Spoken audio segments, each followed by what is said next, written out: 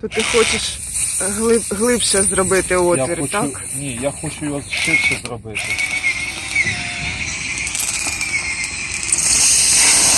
Краще відійду, бо щось полетить на мене.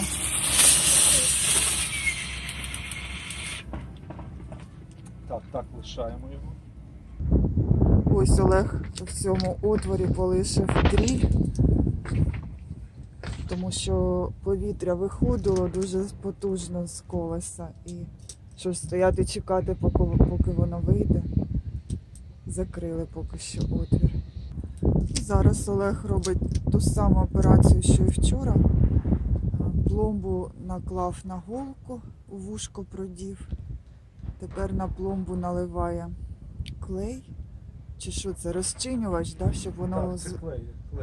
Угу. Він взаємодіє з тою масою, яка накладена на цей шнур. Він дуже липкий, як ти побачив на відео. Маю на увазі, як ти знімаю. Він такий липкий. І розчин з клеєм взаємодіє і заклеює. Приклеює пломбу до отвору, так сказати, до шини, так? Так.